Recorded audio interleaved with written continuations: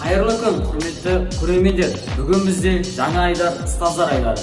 Бұл жобада біз ұстаздардың қызықты ақпараттар және де тереңірек мәліметтер білетін боламыз. Ал ендеше біз бастаймыз. Сіз қай жердің тумасысыз? Мен Талдықорған қаласы, Алматы облысының тумасымын. Сіз қай оқу орнын тәмамдадыңыз? Мектеп бітіргеннен кейін 2011 жылы Еуразия ұлттық университетінің журналистика және саясаттану факультетіне түскен болатынмын. Сол факультеттің түлегімін. Түсінікті. Бала күніңізде кім болуды армандадыңыз? Бала кезімде мен ең алғашында дизайнер боламын деп армандадым. Кейіннен кино түсіретін режиссер боламын деп армандадым. Бірақ 9-шы сыныпқа келген кезде нақты арманым пайда болды, нақты мақсатым пайда болды. Ол журналист болу. Бос уақытыңызды қалай өткізгенді жөн көресіз?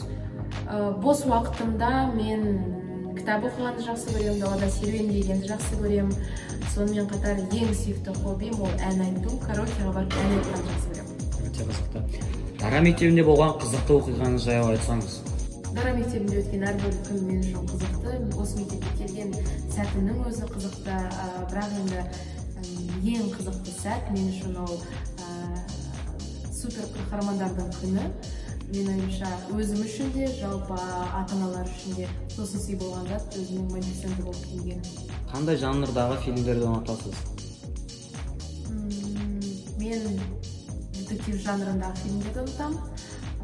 Сонымен қатар қаһармандар жайлы киноларды ұнатамын. Жүрегіңізден орын алған кітап?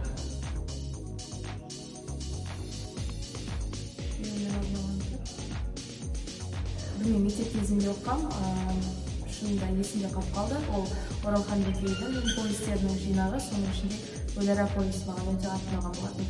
Ал егер шетелдік жазушыларға келетін болсақ, онда есімде қалған ол «Унесенный ветром» және де «Мемуары принцессы».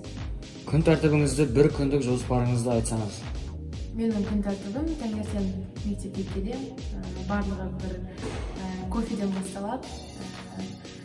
Кейіннен оның алдыңғы күні кешке жазған жоспарыма көз жүгіртемін. Ең алдымен өзімнің мақсаттарыма көз жүгіртемін. Кейіннен енді сол жоспар бойынша күнімді өткіземін. 10 жылдан кейін Дара мектебін қалай елестетесіз? 10 жылдан кейін Дара мектебінің ең алдымен бірнеше ғимараты бар.